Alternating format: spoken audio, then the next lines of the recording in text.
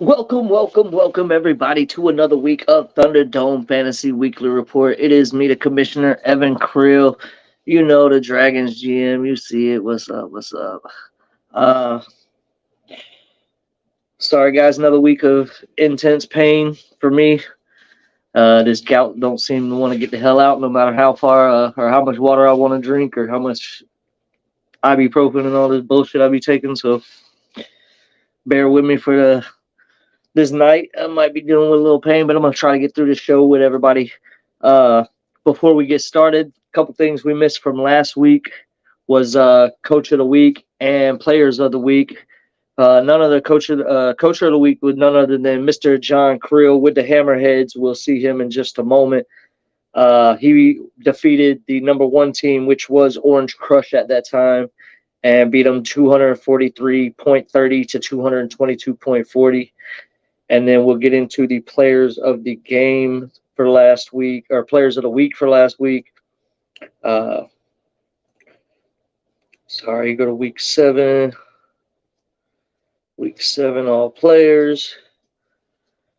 Week 7, we have player of the week. Offensive player of the week was none other than Mr. Patrick Mahomes, who put up 41.86 points.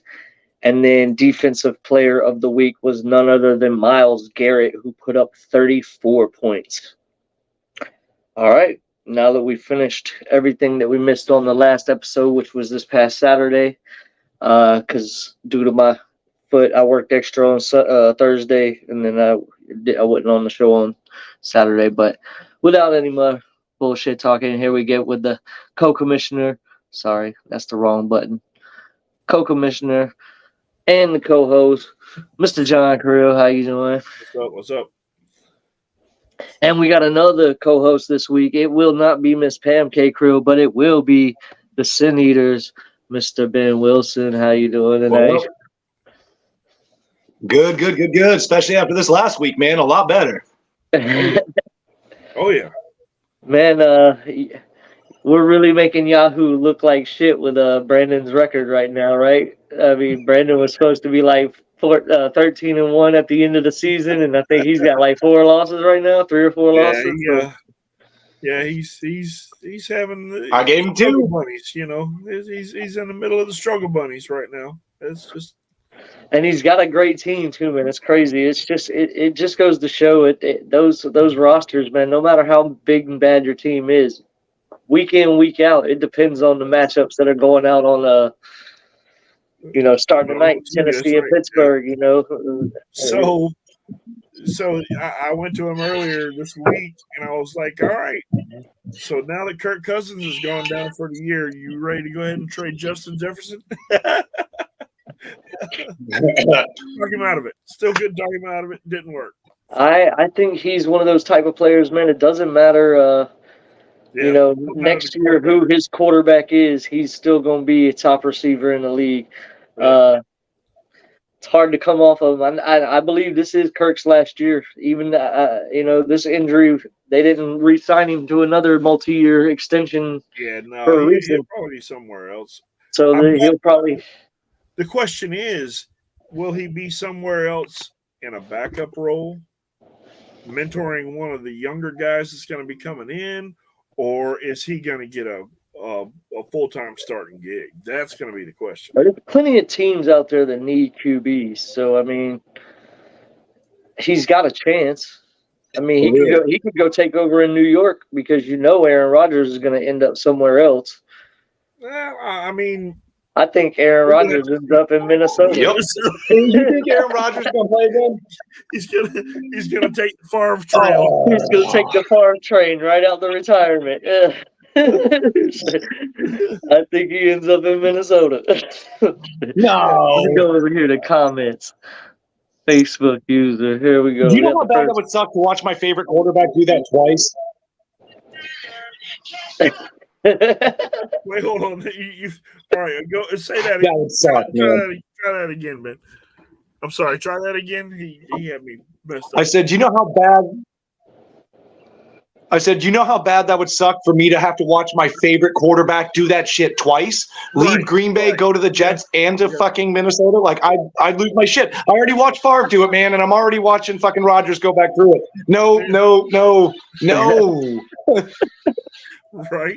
Well, I mean, I think Cousins will get a chance somewhere. I mean, who knows? He might get brought back to Washington. I mean, It could. It depends. I mean,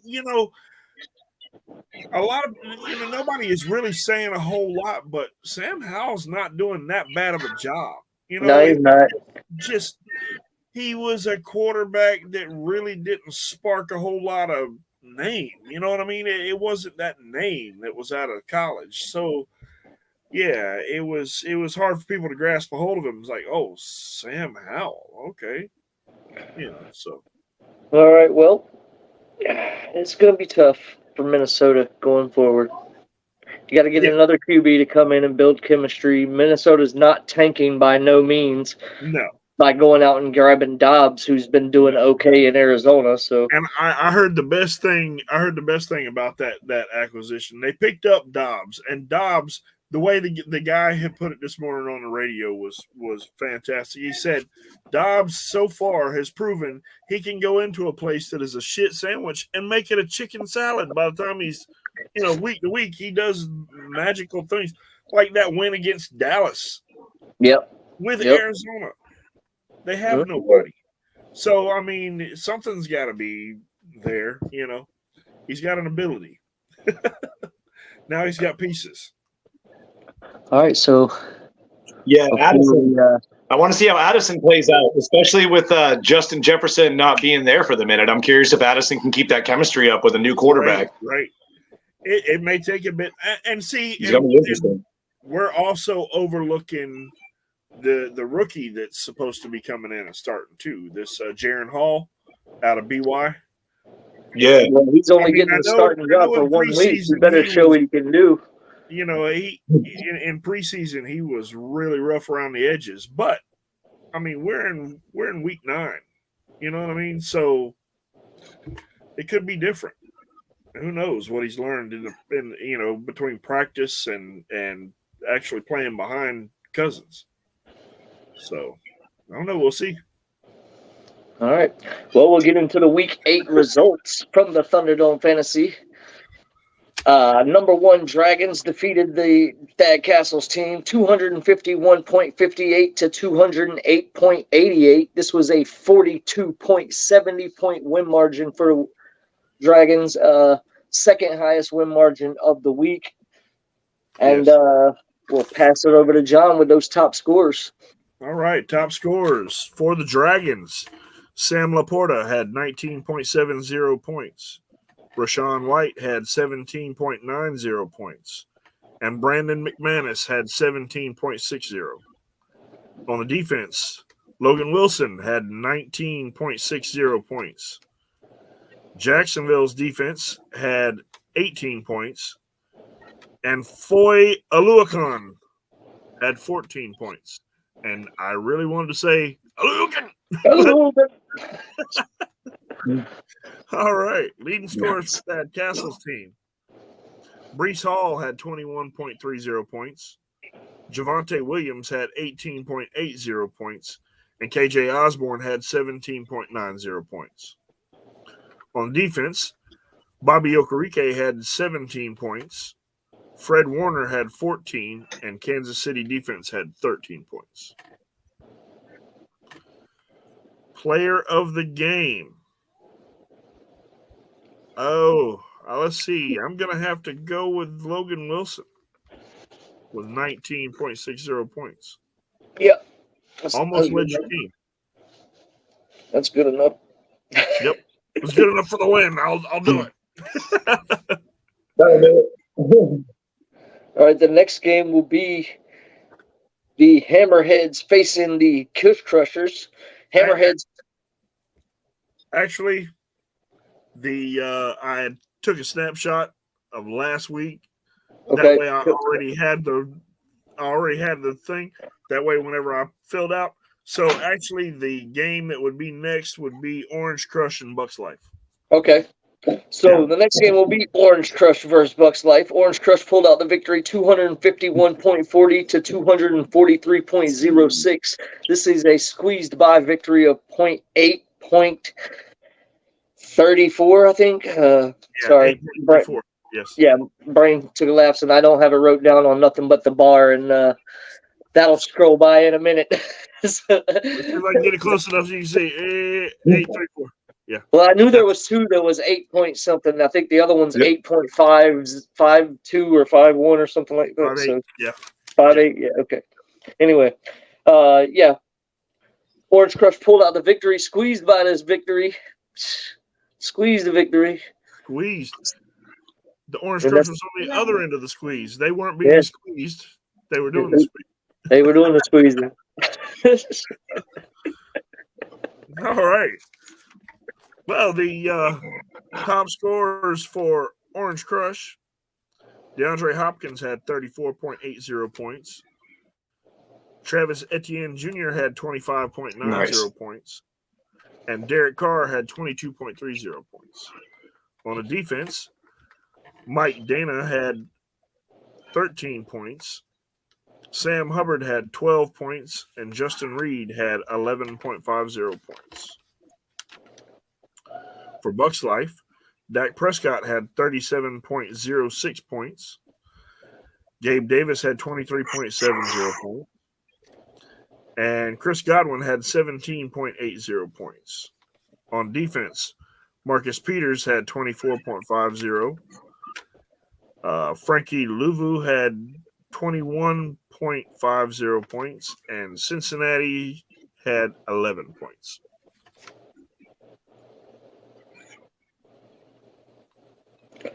Player of the game, D-Hop, with 34.80. Yep. I like it. As bad as I wanted to give it to Travis Etienne Jr. Yep. Yeah. He swallowed it. And how fucked up is it Chris has the best game of the damn season and he still can't get that victory, bro? Like, still come up. I feel bad this year, man. When we first started, he was like the team to beat my first year in the league. It was like everybody was going after Chris, and it just goes to show, man, the fucking years go in and out. Yep. Yeah, exactly right. If he ain't able to turn this around for the back half of this last couple weeks here, and at least get close to the playoff race, this will be his second time missing the playoffs in the 7 years that we've had Thunderdome. And can you imagine this? So somebody that had with such a strong draft history that he has, having the number one pick in the draft, can you imagine that? He's usually dude. Yeah, he is a next year. Oh, that would screw us all, dude. Next year with the keepers and dude. Oh man. I mean, we just gave this motherfucker McCaffrey, didn't we? Did we just give this bitch McCaffrey? I mean, that's what it's looking like. It's possible. I mean, it's possible. It's scary to think what he could put together with the keepers that he has. Yeah. And I don't disagree with that one bit. So yeah, I mean, I would put him an early favorite for 2025 playoffs next year, or for 2024. Yeah. I mean, he's an early favorite. I mean, if he drafts first overall, yeah. Exactly, yeah. Because I mean, it puts a lot out there in front of him. He drafts well all the time. All right, well, we'll get into that next game, which was the Hammerheads facing the Cush Crushers. Hammerheads gets the victory 268.72 to 218.26. This was the highest point win margin of the week with a 50.48 point win margin. 50. No, 46. 56, yeah. Sorry. 46. Yes, 50-46. So, yeah. All right. Well, so I'm getting cigarette ready. Bear with me. Say it again. Oh man. Said I was just getting cigarette ready. Bear with me. I'm moving around a lot. Okay. You're good. Let's see. All right. Leading scorers for the Hammerheads. Joe Burrow had 33.62 points. A.J. Brown had 33 points. And Jahmyr Gibbs had 29.90 points. Nice. On defense, Zaire Franklin had 11 points. Carl Granderson had 11 points. And Bradley Chubb had 9.50 points. For the Cush Crushers, Alvin Kamara had 27 points. Kirk Cousins had 23.86 points. And Stephon Diggs had 16 points. On defense, Kyle Duggar had 23.50 points. Danielle Hunter had 15 points. And Kyle Hamilton had 13.50 points. And yes, that was a performance like I like seeing from my team. But I Your still defense didn't really do much to still have question marks. I've got Devontae Adams, and that was just not the past few weeks. That's been scary. I mean, that not a whole lot of production from him. No. Your defense, 9 points is good for half your damn defense. That's great.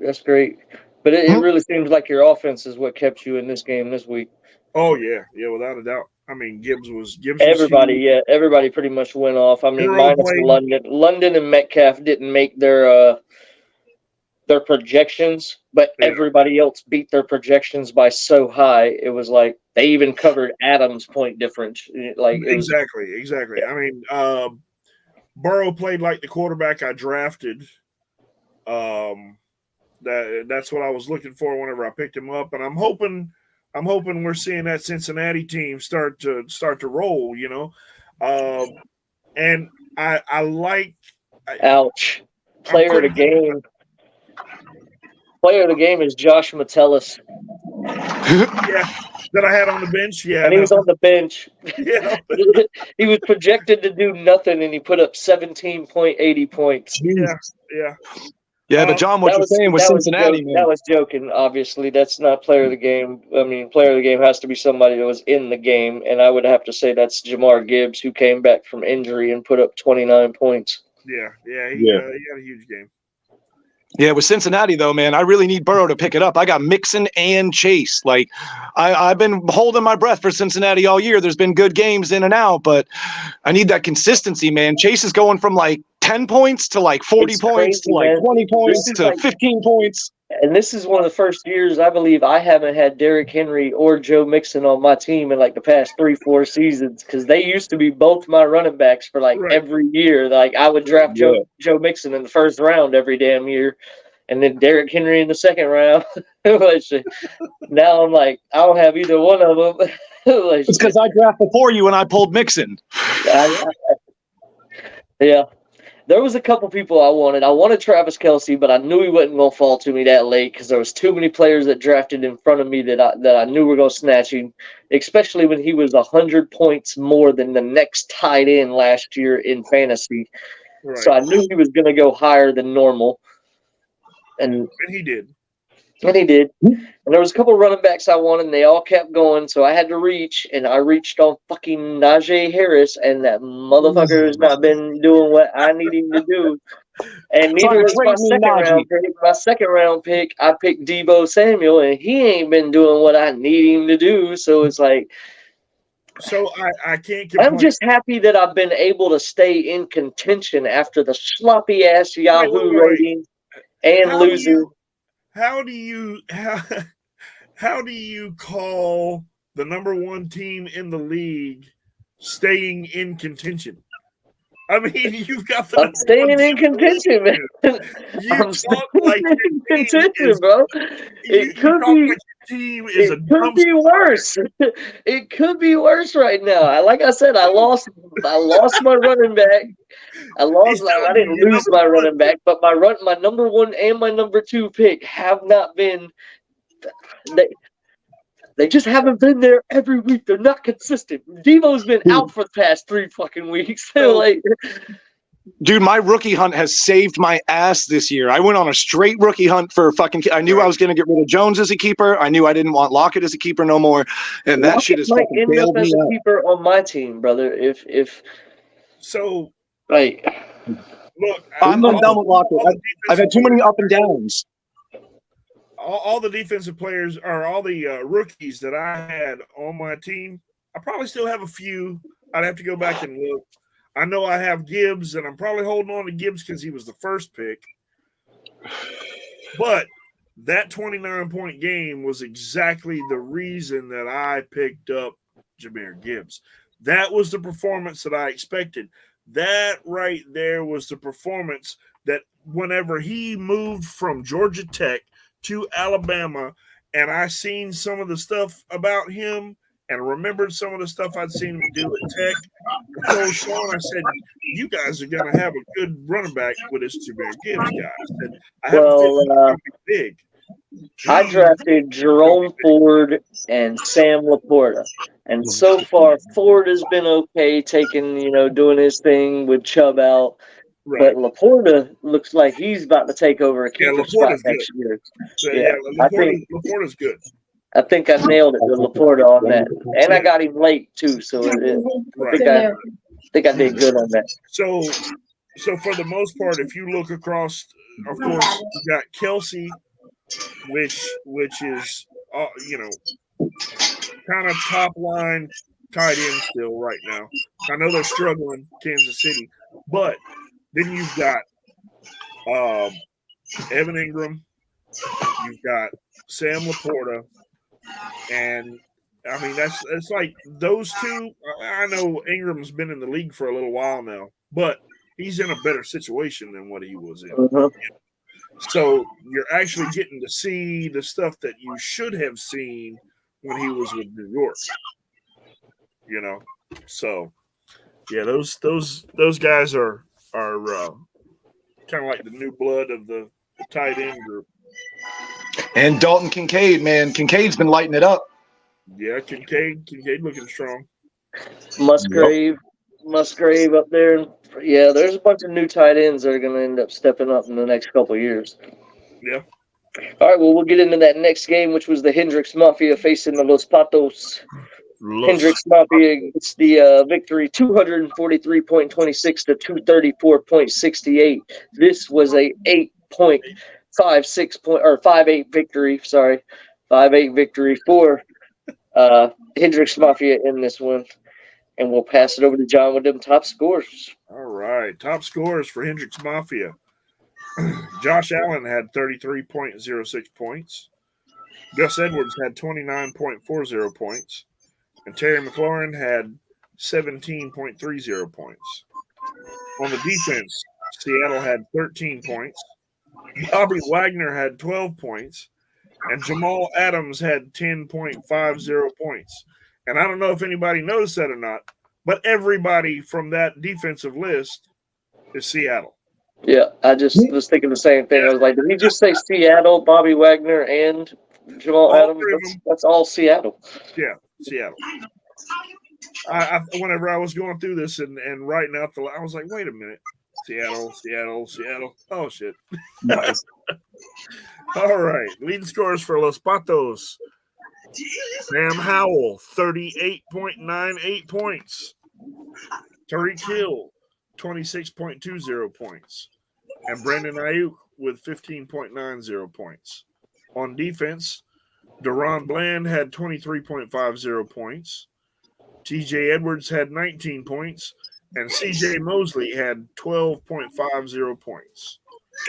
And other than those three defensive players, not really many of his other defensive players helped out. And that's unfortunately what got him the loss. Yep. Yeah. And he put up strong points, too, in that game. I mean, 234 is not anything to sneeze about. Everyone this week put over 200 points up. Jair Alexander with 350. Jalen Carter with only .50. Right. Khalil Mack with only 4, and then these couple other players with only 6 points. I mean, just 1 point added to each of their score, you know what I mean, would have Exactly. helped him And out in this one. that was kind of like what we talked about Saturday, about last week. Pam had the same About rebuilding these teams, yeah. for defense and just defense, how important it is in our league. It can very well, if you look at your offensive side, they can put up double digits the whole way. But if you And now the return game, and I think Ben has capitalized the most off of that. Finding these players that play defense and play returner. Right. So they get both of them points, you know what I mean? Because all these receivers that play returner, they don't get the catches. No. You look at Devin Duvernay. Now that all these other receivers are in Baltimore, Devin Duvernay gets nothing for catches in Baltimore anymore. Exactly. They grabbed 3 new receivers. They brought in Nelson Aguilar, Zay Flowers, and Odell Beckham Jr. They literally replaced the whole fucking receiving room. Plus, they got Rashad Bateman still. So, but he's buried right now. As far as Bateman is buried on the depth chart. Well, he's supposed to be their number 1, but Zay Flowers is taking that over since Bateman's not doing whatever they drafted him for. Honestly, Bateman, I don't even think I've seen his name. I think he's battling injuries, honestly. I think him and Odell are battling injuries, yeah. Well, that goes back to the one thing that I'm sorry, I know we're supposed to be talking fantasy, but that is probably throughout the league the most confusing thing to me is how in the hell the training staff for the Baltimore Ravens even has a job still. Yeah. Every year they have all their running backs injured, but maybe Gus Edwards. Gus Edwards is the only running back that can damn near play the whole season for the Ravens. And then all the receivers are hurt, everything. How the hell is that? The quarterback's battling. Yep. I mean, I would have fired their asses 3 years ago. All right, player of the game was Gus Edwards. Anyway, speaking of Gus Edwards, I had to get that out there because you just said Gus Edwards, so I was like, player of the game, had to sneak that in there. Yeah, Gus Edwards with that 29.40. Trying to bring it all around, you know what I mean? Yeah, slaughtered that projection of 9.61. So good game for Hendricks Mafia, keeping it in there. Next game was the Sin Eaters versus the Legend Killers, and the Sin Eaters pulled out the victory 241.40 to 229.02. This was a 12-point. Where's it at? 12.38. 12.38. Yeah, it's sliding up. Yeah, 12.38 point win margin. It's sliding around. Hold on, it'll be around in a minute. Come on, 12.3. I didn't write any of this stuff down. Yeah, sorry. Hello. What's up, Valentine? We're saying hi. Daddy's making video. Sorry, Malachi wanted to say hi. So the victory for the Sin Eaters over the Legend Killers. We'll pass this into the John with them leading scores. I know Ben's been waiting for this all show. I know, right? He's been like, I wish y'all would hurry up and get to it. I was like, what do you mean I'm not the first game? Yeah, what the hell? In my mind, I was the first team in the league. Okay, damn it. Let's do this. All right. Offensive scores. Jamar Chase, 25.20 points. Jordan Addison, 21.40 points. And Joe Mixon had 20 points. On the defense, the New York Jets defense had 18 points. Justin Simmons had 15 points. And Keyshawn Nixon had 13.30 points. One of those return specialist defensive players, yeah. Huge. Yep. And he's in there. He's in there almost every week. It's crazy. He snuck him on me. Yeah. I had him. I was thinking he'd fall a lot later in the draft, and Ben was like, "Nah, I'm not. No, I'm just taking him down." No, I got him, and I got the other one. I'm waiting to come back off IR. Jones is a beast for that too, man. But he's been on IR, so I'm going to have Nixon and Jones returning and people and getting, getting sacks, not sacks, but getting stops, getting fucking half points everywhere. It's great. Yeah. And Jones also was playing offense at different times last year too. Yeah, receiver. Yeah. Oh, Nixon even got some yards on offense. Yeah.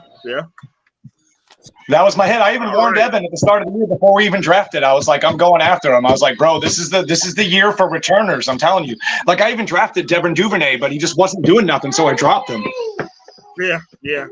I thought about picking him up. I think at one point I may have had him on the team, but it wasn't for very long. I ended up dropping him pretty quick. He wasn't getting utilized like that. Like last year. Hill's been on like 4 teams this year. Fucking New Orleans, right. Hill, the tight end / quarterback / whatever you want to call him. Yeah, he's been on like 4 or 5 different teams. Everybody picks him up and then drops him. I think he's starting on my team this week. If Laporta's out, I need him. So who is it? Right. Tyson Hill or Taysom Hill. Yeah. Taysom Hill. Yep. Yeah, he's been on a bunch of teams this year. I even had him on my team for he was on my bench for a good week. I thought about picking him up because I needed a backup tight end, but I ended up going with Logan Thomas. I was like, do I want to get there? I was going back and forth. I dropped him for Kincaid. Yeah. Oh, man. Yeah. Good move. All right. Well, let's get with the leading scores for Legend Killers. Justin Herbert had 30.02 points. Jalen Waddle had 25.10 points. And George Kittle had 24.90 points. On defense, Max Crosby had 15.50 points. Derwin James Jr. had 12.10 points. And Christian Wilkins had 11.50 points. The player of the game. DeMar, I don't know. No, player of the game is Dalton Kincaid. Yeah, for real. Dalton Kincaid put up 17.50, well over his projection of 8.40. Yo, I'm proud of my team from this week.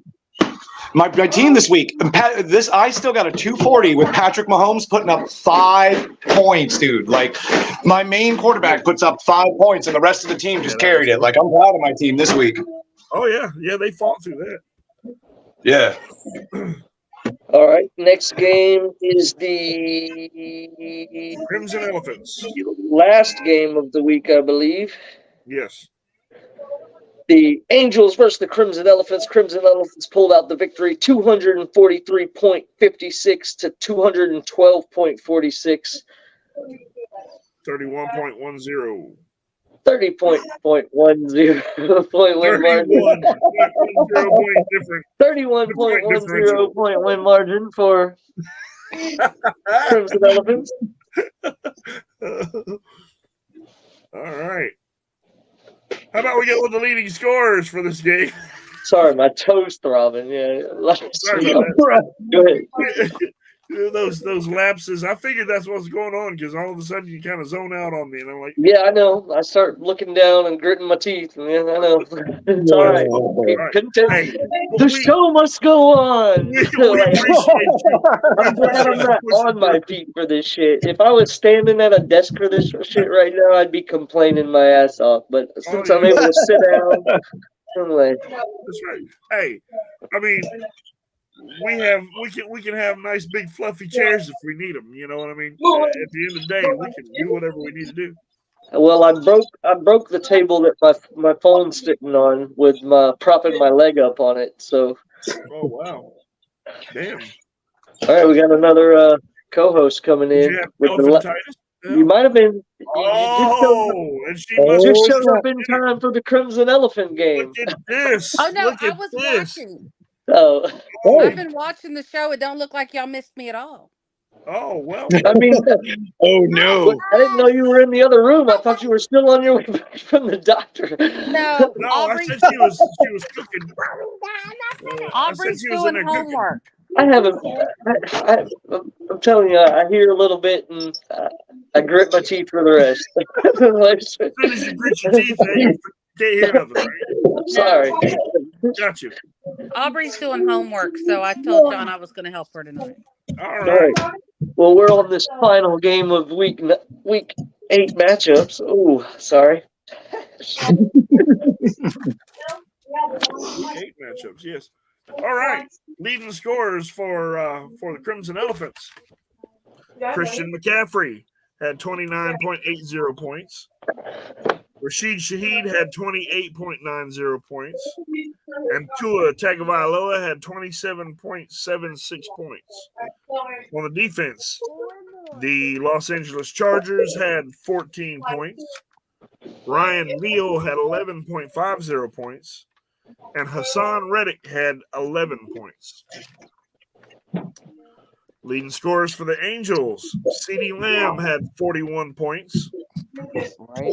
Jalen Hurts had 35.36 points. And TJ Hawkinson had 20.80 points. On the defense, Patrick Queen had 13 points. Kirby Joseph had 11.50 points. And Ernest Jones had 9.50 points. Where the chocolate spoon is, show me. Player of the game, Is not on my team. Oh, Shaheed. Yeah, I had to say Rashid Shaheed. that's a name we hear every week. It's pretty Yeah. big. Right? Yeah. No, my defense really disappointed me. It didn't do anything. Yeah, she was another one that kind of like what we were talking about with Los Patos. Outside of the 3 people that she had leading For top scorer defense, yeah. outside of those, her defense didn't show up. I was just thinking along the same lines. Just couldn't get it out fast enough. But yeah, and like you said earlier, I believe you mentioned this a couple minutes ago. This was really not a bad week for anybody, with everybody scoring over 200 points. I mean, Exactly, yeah. Right. I But I mean, still maybe. wanted to win, okay? Yeah, Yeah, of course. nobody Of wants course. to take the L. That's why we play. That's why we do this, is to win. Right? So I That's like why we tried. play the game. That's There's a okay. long Play point. to win the game. Like shit. No, I changed a few of my defense players. Hopefully it'll work in my favor this week. Yeah. Hey, there's nothing wrong with a little bit of Hopefully. change up. You got to shake up that roster every once in a while, you know? After last week, I about got rid of the whole thing. Hey, I'm not gonna lie. I was thinking crazy. I'm like, man, I might just trade Devontae Adams if he ain't gonna play, then I'll just get rid of him. You know, and I'm like, I don't know, maybe not. Yeah. I dropped Nick Bolton and said, wait a minute, I might need him. Let's pick him back up. And then I dropped him again. So I know. I was looking at Nick Bolton, and I was like, he really hasn't done what he did last he year. ain't done nothing. Yeah, But I understood why supposed to be you out for wasted 2 that months. high of a defensive draft pick for him, because he was one of those players last year, and that's He was one that's last all we year. have to base off Right. of half the time Yeah. with drafting, is what they did last year or what we think they're going to do this year, because you can't go by the average draft position, or you can't go by ranking when it comes to No, defensive you'll end players up during the with wrong draft. players. You have to go You'll by end up with points wrong players. projected, or you have to go by last year's stats. Exactly. Dude, it's hard. And I he did drafted good. Aaron Donald and Micah Parsons. They were both really high up on the defensive draft, and they've honestly not even been my strongest defensive players. No. Like, No. I know that And feeling, you know, and it's even. The only good thing about Michael Parsons is they give you the defensive end and the linebacker for him. Right, Whereas right. Aaron Donald, you're just Yeah. screwed. You got him as a defensive lineman, Well, see, and that's something else that that's but something there's that we line. need to- that's something that we could look at going into next year. Because if you look at it, all right, so the pass rushing linebackers and defensive ends, a lot of times they're useless. They're Because listed if as they're not linebackers. that big game, nobody, they don't get tackles with the amount that some of the other linebackers do. So nobody goes for those guys. So it's easy to find them on the list. We've got Josh Allen for Jacksonville sitting on the free agent list probably right now. But that's only because he's had 3 good games out of the 8 games he's played. So because it's like the majority of what he does is One of sacks, if he doesn't and that's it. consistent. Outside of that, there's no use for him. So I don't know if we could add points for pressure, or I mean I don't know, just something that would make that that position. Those players, Yeah, those make those How particular many type of players worth fewer something. means less. I Because mean, I'm just thinking along the lines of, across the board for people trying to pick players off the list or draft or whatever. Because it's really hard to find people that are going to put up a lot of points. well, it's the same thing with cornerbacks if you think about it. Cornerbacks, true cornerbacks, we're not Right. using true cornerbacks. We're No. using a bunch of nickel backs and those Safeties. dime backs, the ones that are getting tackles. Those Right. outside cornerbacks aren't really getting those tackles like that. No. Sauce Gardner, he's not really getting Right. 11, 12 tackles a game. He's because he's outside and they're not throwing to him, but maybe 4 or 5 times during the game. So Right. he don't get those opportunities. Same thing with same thing with Jair Alexander. Jair Alexander, he might be a big name, but he's not getting the opportunities that those nickelbacks are. Right. Right. So Yeah, Ben said his signal you kept write cutting down the red number. All right. But yeah, and I mean, so I don't know if there's little things that we could do could tweak as far as scoring for them to where they get a little bit. It don't have to Well, be. that's why we do. That's why we do big then play, yellow number? big play, big points for defensive players. So I Right. mean, if there is a way that I can get QB pressures or QB hurries or something like that as a, +2 points for those or something like that. It don't even have to be that much. Just 1 point. I mean, you'd be I mean, amazed. you say how much that 1 now, point but would look get. how pass deflections is only a point, and like we just talked about, cornerbacks don't come into play for those type of plays. Right. We probably should up the deflections, pass deflections as well. To Well, give I mean- those cornerbacks and those defensive linemen that you're talking about and those defensive edge present, because a lot of defensive linemen we don't use because they don't get nothing but pressures. Exactly. You know what I mean? They get some tackles against the running back every now and then, but they're not getting that many tackles for loss. They're not getting that many. Most of the tackles they're getting are right there at the line of scrimmage. So they're at least getting a yard or something out of it. Yeah. So, Well, because Hey. by the time they rush into the backfield, if a play goes past them, they're already out of the play. exactly. For the most part, unless they can run a running back down. We can look into that. I'm sure that's something we could talk about amongst the league in the chat room, and we could talk about that and see how we would like to upgrade the points for those type of players, for those defensive line players, those edge rush players that really don't get that many. Their points all come from tackles for loss and sacks. That's where all them edge players get their shit from. Myles Garrett is just one of those freak type players that he gets a lot of tackles along with all those type of plays. Same thing for TJ Watt. Yeah, TJ Watt. He's another one of those. But they got TJ Watt listed as a linebacker, where they got TJ Crosby listed, or Max Crosby listed as a defensive end. Exactly. You know what I mean? So there will. That's definitely a discussion we can have to help the defense, because we always about making more points. I'm always about, especially when they deserve it. I'm not about bonus points by no means, where you get a 40 or 50-yard pass and you're getting +5 points. I'm not about all that. But I'm about big play, big points when it comes to defense. So and defensive pass deflections is big plays. I mean, if you're stopping the receiver from getting the ball and you're swatting the shit down, that's a big play to me. So definitely deserves more than 1 point. So we might talk about that. We might talk about adding it. I got to see what the stats are throughout the Yahoo thing to see if pressures and hurries and stuff like that is eligible to even point. Otherwise, we're gonna have to do more with like Chris did in his league, where he gives out a full point for half tackles and 1.5 points for tackles. You know what I mean? That might be something to look into as well. Up in that, just to it's get just, players more points. But I know what you mean. I was just brainstorming as far as opening up, open up the availability of some of the other players, or how do I need to put Square, it? little square. To make them more There you go. desirable for us to pick them up, Hexagon, like little other hexagon. options. I get what you mean. What is that picture right So there? I get what you mean. To look at a cornerback and be like, man, he's going to get a lot of deflections this week. yeah, I think I want him this week. You know what I mean? They're or gonna try him this week. Like a lot of rookie cornerbacks. You know what I mean? I would definitely draft rookie cornerbacks at that point Right. because then you know that teams are going to test those cornerbacks and see if they're as good as they are in what they drafted them for or whatever.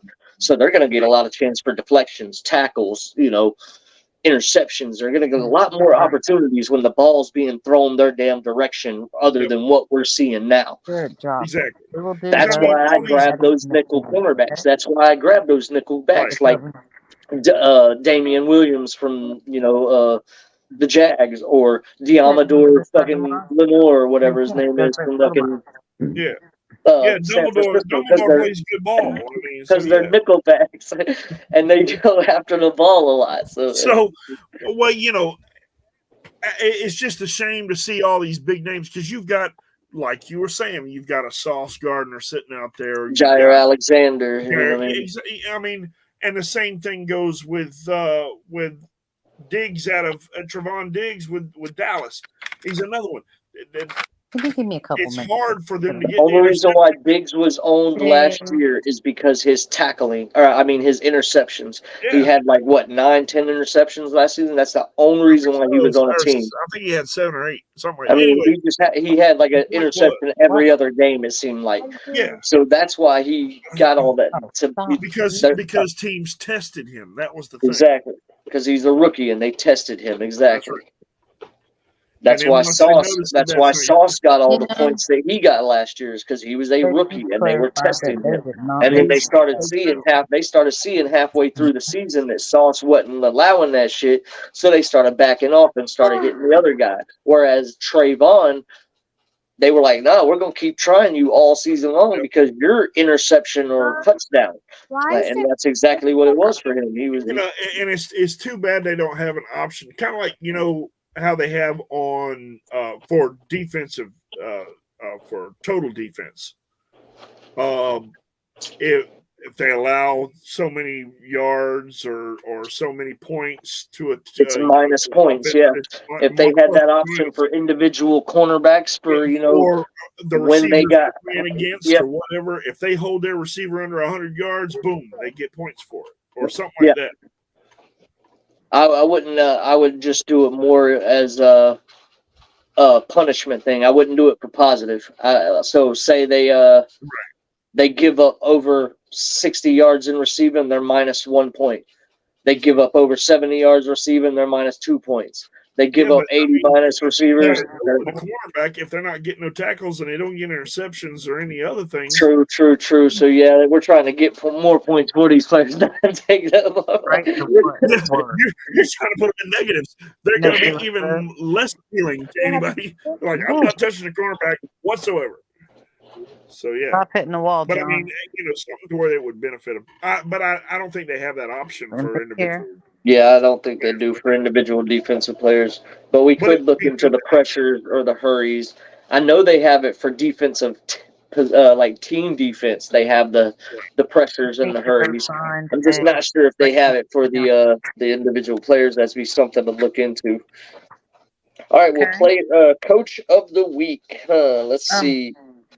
I turned away and Sin Eaters left. Yeah, he lost Sin, and we want to thank Ben. Thank Ben for coming on. Definitely for joining in. It's always good to have our other managers come in and add a little bit of color commentary to what we've got going on. I mean, the only thing we have on script is the points that we write down and everything else. Everything else is just hearsay and talk that we try to brainstorm throughout the show. So feel free to join in. Coach of the Week, man, is rough because we all had basic, middle of the road matchups. You know what I mean? There was no teams that were like really close to each other, battling each other, rather than Ben and the Brandon. Well, I'm But I just feel like for the past couple of weeks, we've been, except for last week, we gave John the player, the coach of the week last week because he beat Jeff, who was the number one team. But I felt like for the past couple of weeks before then, we were giving whoever beat Brandon like a player, the coach of the week. it was almost like we were picking And I on them. love you, Ben. I just don't know if I want to do that one more week in a row. Like another week. Well, Like, look, I feel bad. I say feel we like give it to the Hammerheads just for picking the on Brandon at this highest point. score Whoever of the beats week. Brandon's coach of the week, is that how we're going to do it? Just because he was good. I thought Jeff was No. number one on the list. No, I Isn't that saw. one we I need to didn't knock play down? against. I didn't play against Legend Killers. Wait a Look, minute. Let me check something. Hammerheads. I say Hammerheads. I Get mean, it because I give it to Hammerheads one more time because they had the most points of the week. I mean, No. Oh, go ahead. No. What you got? Come on, man. I live with the man. Don't give it to him 2 weeks in a row. well, I mean, I it's play either it. him. It's either him or Crimson Elephants who beat you. But You know what? My that's defense sucked. I deserved it. Well, it's not I mean, necessarily look, that Lamb made because 41, and I still got stomped. everybody put up fucking decent fucking points. So Woo, I'm I just mean, gonna Lamb. I'm gonna go I'm gonna go Hammerheads. Hammerheads 2 weeks in a row. Put up Oh, God. I'm never going to 268.72. hear that one down. He had the oh, highest point. He had the highest point win margin of the week. I He mean, knows I'm playing. well, What did you do? I mean, Stop. I don't know. I'd have to go back and look at it. I know I managed to score enough points so that I could jump Jeff for Go get second another place. I was Yeah. third last week. I jumped Jeff. Oh, For the crown. second Didn't you drop place. the crown? And I know. Go you're find the only another one. one all right. Well, following here's me. something that should make Pamela feel a little bit better about the week. Offensive player of the week is CeeDee Lamb, who put up 41 points. Yes. But I didn't win, man. And defensive player of the week is none other than Kayvon Thibodeau, who put up Then you have to wait till Daddy gets it. 32.50 points. Right. Okay. And I don't know. Did Cush actually own him whenever he scored that? Because I don't know. I'd have to go back. Actually, I can go look right now. I can go look right now. All right, guys. I need Transactions. to pop out and help finish her homework. All right. All right. Thank you for jumping in. Well, yeah. Sorry, I Co-host- couldn't stay. Co-host Pam K. Krill, everybody. Thank you. Bye, y'all. Aubrey wanted to say bye. Aubrey, And say our bye. mascot, Aubrey. Bye. Okay, bye. All right. Have a good one. Thibodeau. He got him on the 30th, which was Monday. So I'm gonna say no. He didn't have him. He didn't have him in the game. Ooh. Throbbing. Oh man. All right. We'll get Just into be this. Batman. We'll get into the next week's matchups, which is the week 9 matchups. Ladies and gentlemen, it is playoff race time. It is officially here, week 9 through week 14. Yes. It's officially here. We're past the halfway point. It's time to get that shit to go. Hey, man, I'm liking how the depth of my team is shaping up. I'm gonna have a rough week this week. Most of my team's on bye week, but if I can just get through this week, I think I'll be okay for the rest of the season. I got David this week, and David's tough. David's got a tough team, and they have been playing pretty well. Yeah, I got lucky that Pacheco and Travis Kelce didn't put up too much points. I got real lucky. Right. I got real lucky going against David. Kansas City getting held back really kind of hurt his points. He could have very easily took you over with those two guys right there. If I'm not mistaken, doesn't he have Snead as well? Yeah, L'Jarius Sneed. Yeah. Yeah. So I mean, he had some players that they could have definitely caught up on me real quick. Yep. All right, we're gonna get into the week 9 matchups. The number 1 Dragons facing off against the number 9 Cush Crushers. You got these numbers down? That way we don't forget them next week. Oh, let me go back in there and the number one Dragons facing off against the number 9 Cush Crushers. We got the number 2 Hammerheads facing off against the number 7 Thad Castle's team. We got the number 3 Orange Crush facing off against the number 8 Legend Killers. We have the number 4 Hendrix Mafia facing off against the number 6 Crimson Elephants. We have the number 5 Sin Eaters facing off against the number 10 Angels. And we have the number 11 Los Patos facing off against the number 12 Bucks Life. Game of the week is going to be the number 4 against the number 6. 2 teams in the top 6 battling it out. This could push one of those teams down in the rankings a little bit and help out a couple of those teams right outside the ranking, those top 6 rankings. Thad Castle's team, Cush Crushers, Legend Killers. I mean, this could definitely help. You know, could definitely help some of those teams right there. Going back and looking at it, so just looking at the standings right now, top 6 teams went in. It's split once again. There's 3 former champions and 3 newcomers to the mix. I don't want to say newcomers. I should say no. Just I know what you mean. Yeah, three battling to get their first, and 3 trying to get their second. Exactly. Yeah, Crimson trying to get his second, Orange Crush trying to get his first, and Hammerheads trying to get his second, and then we got Sin Eaters trying to get their first, Hendrix Mafia trying to get their first, and the Dragons trying to get their second. And it's pretty crazy that we got 3 teams out of each division in the right. the playoffs right now. Yeah. I was just looking at If that, you and I'm look like, how it wow. all shakes out, it's like it's wow. That'd be And it's another thing close, to think man. about. It's really- If we did 4 divisions of 3 teams, and we did divisional race rather than overall rankings, do you know how crazy that would fucking be? Oh man. I think that's too small of divisions though, because 3 teams. You know, but all right. So, not saying that we're going to, but if this would, like we were talking about, adding points or finding a way to add points to those players like that. Yeah.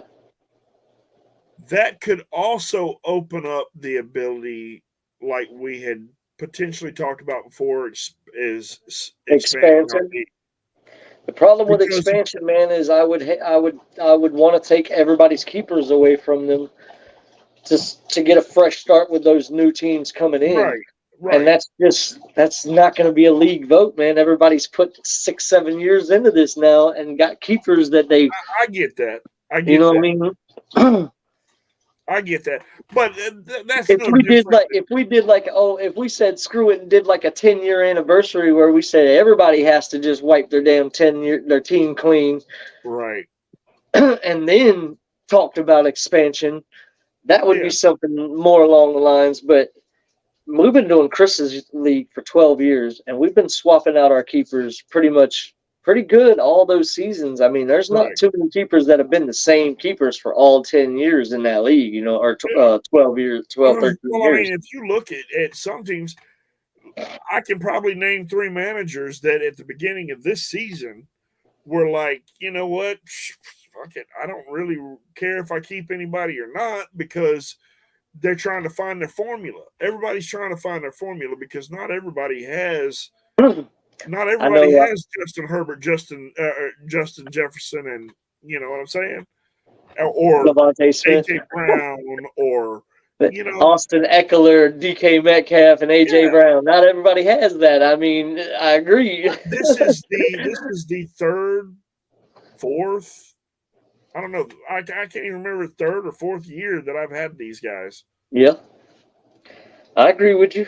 I mean, I can see the Angels was struggling with who they wanted to keep. They basically went with the same tight end that they had already kept, and then they were like, you know what, I'll try something out with these Justin Fields, since he was a top quarterback last year. And right.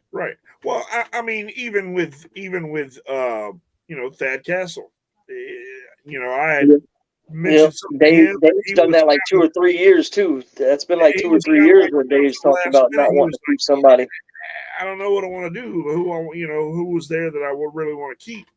So, I mean, for some it may not be a big thing.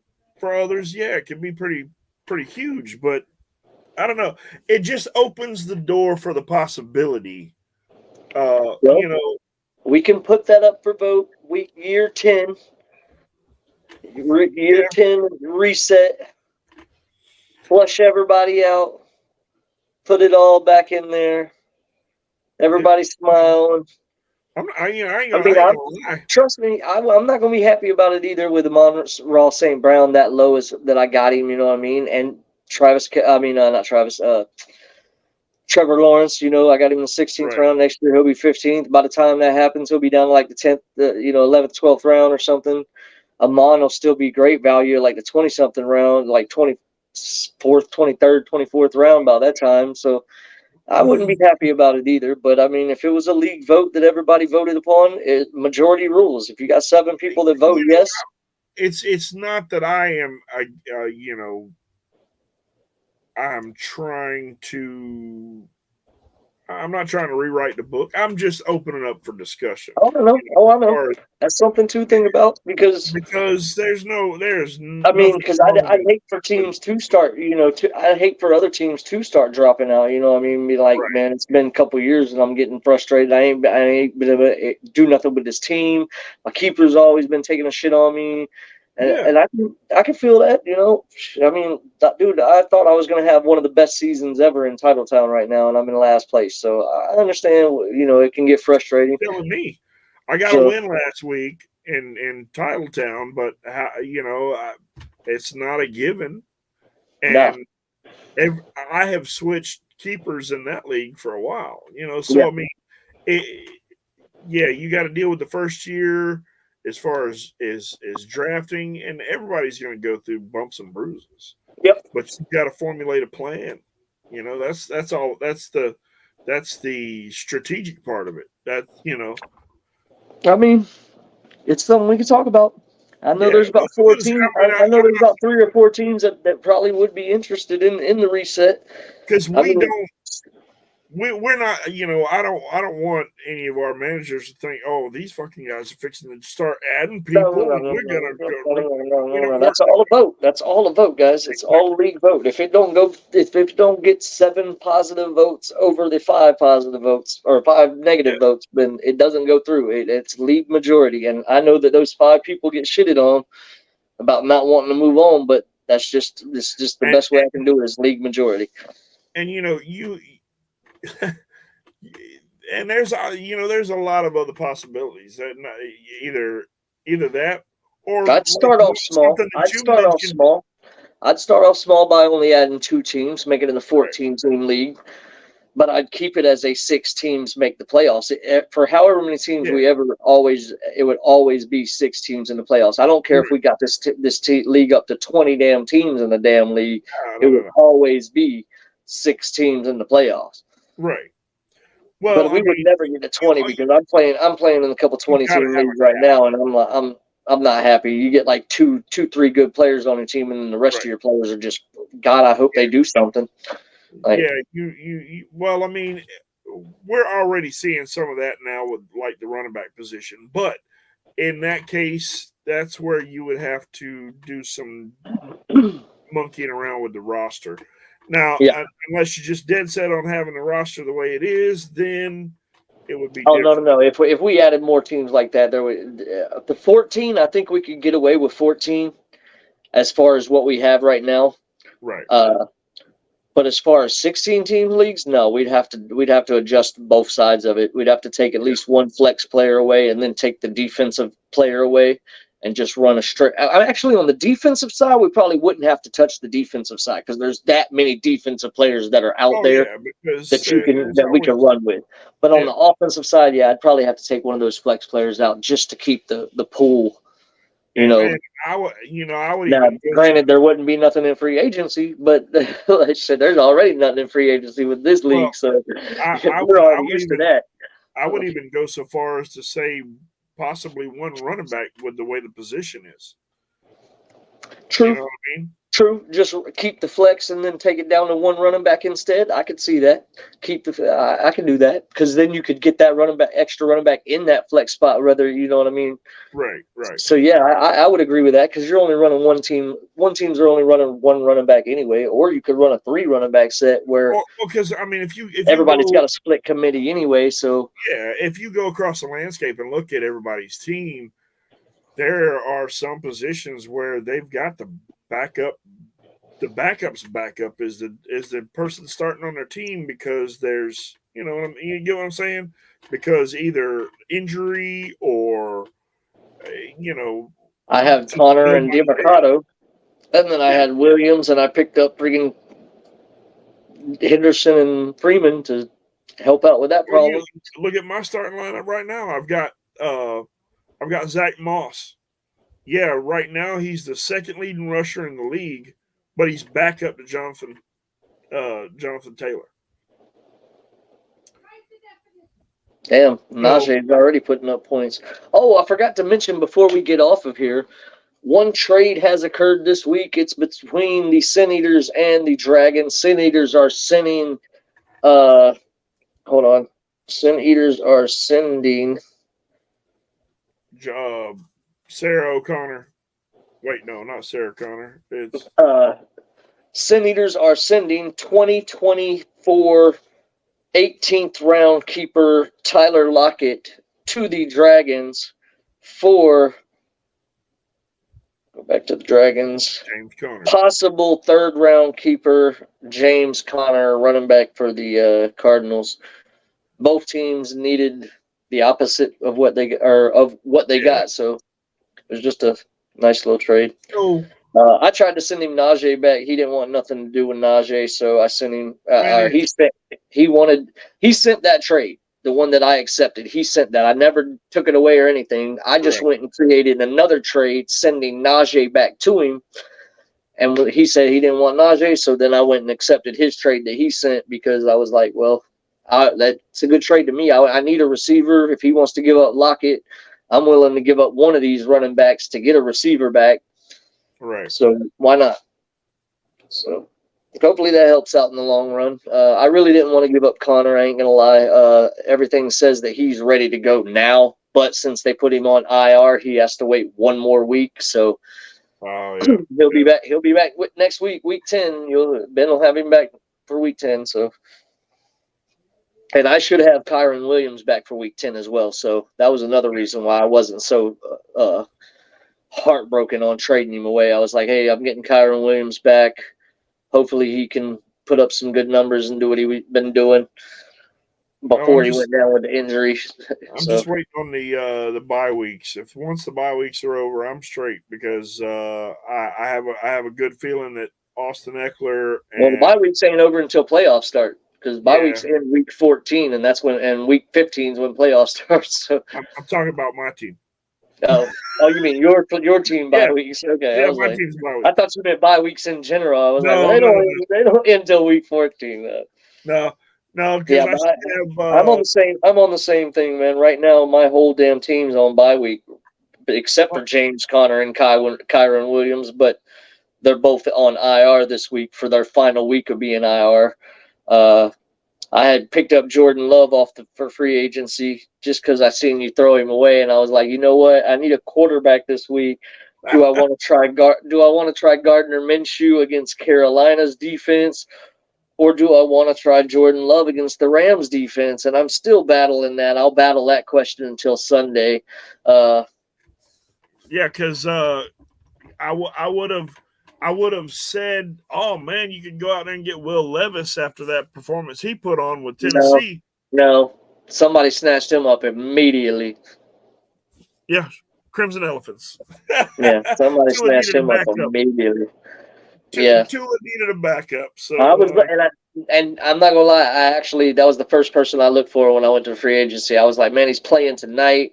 I was like, I can go ahead and get my quarterback play out of the way tonight, see what he does, and then judge the rest of my week with the rest of my players for Sunday. And then I seen that he got snatched up Sunday after he played already, and I was like, man, I mean, Monday after he had played or whatever, and I was like, son of a bitch. Yeah, he went ahead and got him.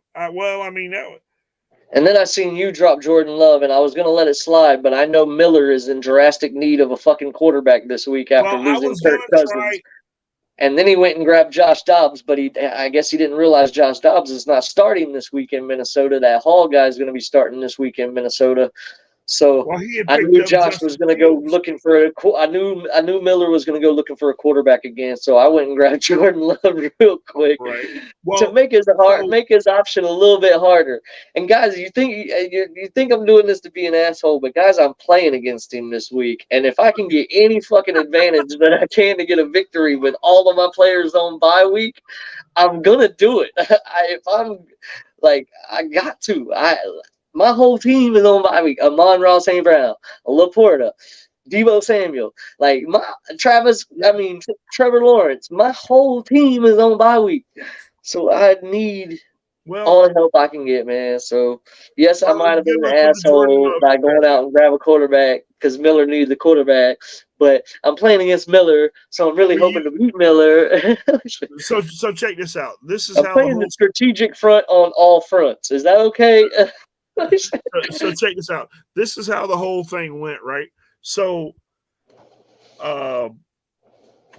Justin Fields was dropped for Will Levis. Yeah, I've seen that too, and I almost went and snatched him up, but he's got one more week. He's got one more week on So I was gonna try to make a trade offer to Cush Jordan Love for somebody off of his team, but I couldn't figure out exactly who I wanted or who I thought I needed off of his team to where that would be a fair deal. You get what I'm saying? Yeah, that was me. I tried to send him a trade too for Kamara, but I was like, man, what I'm willing to give him back for Kamara is going to destroy my team.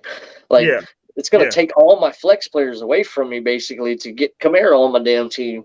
Well, I was like, you know what? I was like, I think I'll just stick with what I got. And the reason why I was going for Kamara is because he got him pretty late, and it's going to be a good, nice little keeper selection, you know, for next year.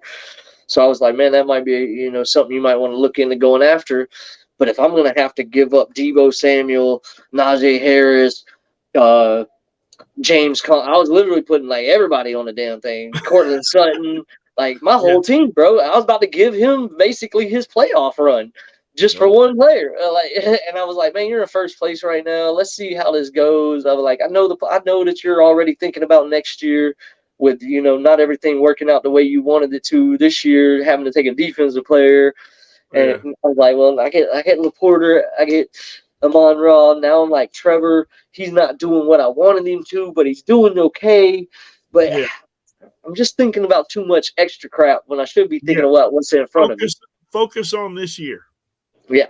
Focus on you this year and let the rest of it take what it's definitely trying to tell myself that, because there's a couple players that I really want to go after right now, and the trade deadline's coming up. But what I'm going to have to go at to get those players, we already talked about one of them, Etienne. I want Etienne from Jeff, but what I'm going to have to give up for Etienne, I'm basically going to have to give up my whole roster for Etienne and Kamara, and then next year I'll have Etienne, Kamara, and Amon-Ra St. Brown. But I would literally have to give up Laporta too. But I want Laporta as a keeper as well. So it's like I want just one of those running backs. Like I just want one of them. You know, I just want one. I know I'm not going to be able to get McCaffrey. Like McCaffrey is just. Yeah, he's going to be the first round pick. Right now, I'm trying to like talk people into just tanking out so Chris don't get McCaffrey next year. But it can't be Pam. Because Pam's too bad. No, Pam had all the heartbreaks with Barkley. Never mind. So it could be Pam. She had all her heartbreak with Barkley. Who was the one that had all their heartbreak with McCaffrey? So who had their heartbreak with McCaffrey? McCaffrey gave somebody heartbreak for 2 years in a row because he battled those injuries. Was it David? Was it Ben? It was somebody. I don't know. Something McCaffrey gave some heartbreak to somebody for a couple years in a row there. I can't remember right offhand. But he's just one of those guys that you've got. If he's playing, you've got to take him. Yeah. That's why Los Patos. I think Los Patos has him right now, right? Nope. Crimson Elephants. Crimson has him. That's right. Crimson drafted first. Los Patos drafted number 2. He is putting up those like 20, 25 points a game damn near. I'm in a league right now where I'm it's like a 16 team league, I think, or 18 team. It's a 16 plus team league. There's a lot of motherfuckers in it, and my first 2 draft picks in that league were Christian McCaffrey with a number 1 overall pick, and then when it got back around to me, I took Travis Etienne, and then I took a receiver, and needless to say, I'm running that league right now. And I don't have any good receivers. I got like my team, just my running backs are just winning this shit. Just a bunch of slot receivers, and Just my running backs running. And exactly, I got like average receivers that are getting me like 9 to 12 points a week, but my running backs are giving me fucking 20 plus points every week. Like I said, I'm doing good. That's all I need. Well, I don't know that formula would necessarily work in Thunderdome, but nope. Maybe.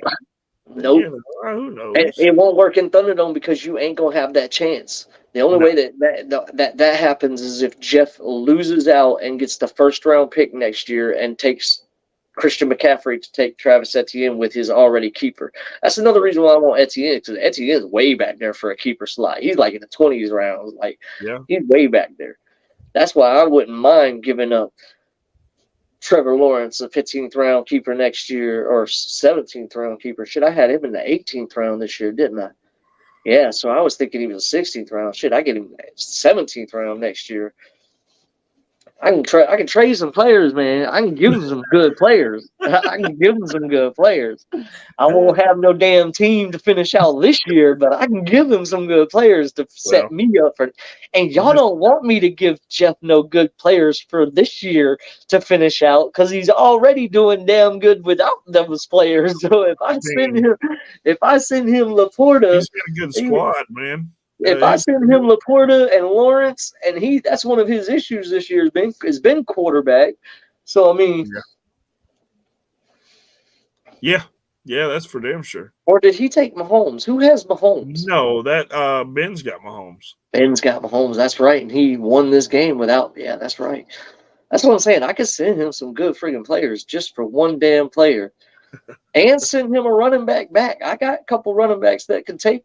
Etienne, I can send him Kyron Williams and fucking Najee Harris. Both them motherfuckers will take Etienne. Hey, go ahead, man. Send your whole team over there. That way you can watch me go past you. Yeah, but then I'll watch Jeff climb that board. Yeah, okay. You're trying to create a championship for him? Is that what it is? I give Jeff a super team so he can get his first championship and set myself up good next year with Etienne and Amon-Ra St. Brown and whoever else I decide. If I could keep Foye at that point. If I got Etienne, I'd keep Foye at that point. Shit, I'll trade him Amon-Ra St. Brown, and I'll just keep Foye, Trevor Lawrence and Travis Etienne, and I'll just rename my team to the damn Jaguars. Why do you keep wanting to win next year? I want to win this year. I'm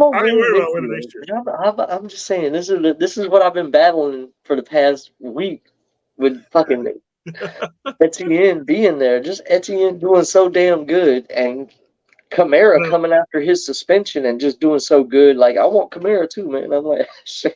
So send my damn team away. In my head, I am just I'm taking it game by game. I'm been doing trying to make sure. I've been doing that. I don't ever since Yahoo told me I was going to be just a middle of the road team. Right. I was like, okay, I'm gonna show y'all. Yeah. I don't want to get too big of a head about my position or where I'm at. I don't even know that I want to sit in first place again because it may not work out as well as it did last time I sat in first place. It never does it? It never does, man. Being in first place you never finish in first place. When I won a championship, I wasn't in first place. Chris was in first place. I think I was the one exception to that. I think I was. You're the only one. Well, besides Sean in year one. Yeah. Yeah. because he was Whenever 13. he ended up running He the was table. 12. He was 12-1 in that year. So I'm Yeah. pretty sure that. He ran the table after that one And loss. I'd have to say Brandon last year too. So it's starting to be 50-50 because Sean was first, Brandon was first, and you were first. Yeah. I was second. Kush Crushers, I don't even think Kush Crushers was second or third. I think he was like fourth whenever he won the championship. And I believe that when Chris won, I was first in the league when Chris won, and Chris beat me in the championship. And I don't think he was second in the league. I think he was like third or fourth in the league as well. I'd have to go back and look at all those, but yeah, I'm pretty sure that the one that's now that Brandon won last year, it's 50-50 with the first place teams and the other place team and the other place teams when it comes to wins in the championship game. So now's a new year to see which what it could be, man. I want to win. I want to be the first 2-time fucking champ. Well, welcome to the club. Stevens Trophy winner. Woo woo, like ooh woo, like I want to win, yo. Oh shit! Right. All right. Well, this has been an information-filled weekly report. Yeah. Yeah. Thank you guys for tuning in another week. Next week, we'll be back for the week 9 results and the week 10 matchups. I know the game's hardcore going in right now. I seen Najee already has a touchdown. Oop, oop. Like, that helps me out having him in having to start this week with everybody on bye. So, like, all the help I can get this week. Like, we want to thank Ben for coming on the show, and want to thank Pam for stopping in as well. Right. And hope that more people can jump in. I know it's hard for Lindsay since he's on the West Coast, and most of the times that we're popping on, he's at work. Still at work, but yeah, he's still at work. But everybody else, man, if y'all want to jump in and chime in on anything, man, how things are going with the fantasy, what you think about what's going on with the regular NFL season. We talk about both when it comes to this show, so we can even break down into like last week. We can do Grey's Anatomy stuff. You know what I'm saying? We can talk medical. We are well in depth. We are old enough. We have been around the block. We can talk. We'll talk relationships if we need to. We don't care. That's what we're here for. In Thunderdome, we are a Thunderdome fantasy family. So that's right. We are family. All right, guys. I'll try to keep this. I'll try to get another banner going for next week. Keep the banner going. I know I've been in and out for this shit all week. I know we don't have the intro still, but don't worry. When Brandon gets my photo and we get the photo for whoever wins this year, we'll make the banner for the next season, and it'll be back, or the intro for the next season. It'll be back as well. Probably going to end up shortening a little bit. Maybe put all the champions on one collage together, just so we ain't ended up with like a damn 10-minute. I mean, we can still do it. We can still do it for the next couple of years, but once it gets into like 12 plus winners, that's going to be like a 5-minute damn song at the intro. So as long as we can keep that around the 3-minute mark rather than the 5-minute mark, we'll start splitting up the photos and stuff. For Yeah, exactly. The live version. Yeah. Like, Jesus Christ. Is this song ever going to end? Yeah. But yeah, I'll get all that stuff back, man. Also, I got to get a new laptop, because mine's just crap, doesn't even get online anymore. So all the stuff that I do, I have to save it to the computer, then I have to transfer it to my phone, then I have to upload it to the YouTube and everything from my phone, and then I have to bring it back to the StreamYard program and upload it to the StreamYard program. That way it's on there so I can play it. There's just a lot into it, and with my crap ass computer, it's a lot. If I didn't have this crap ass computer, it would not take but 2 or 3 seconds to just upload it to the fucking internet, and then boom, I can upload it to the StreamYard from there. It just makes it 10 more processes that could be one process. I never knew that was a brand, but that's awesome. Crap. Yeah, It's crazy. Yeah. My Well, it's computer's a Hewlett Packard.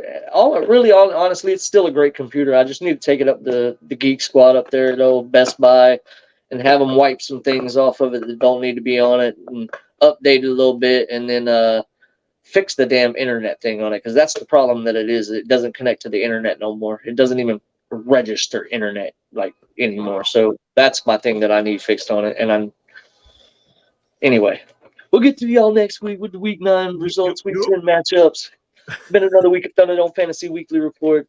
The commissioner, the co-commissioner. We'll see you guys next week. Peace. Peace.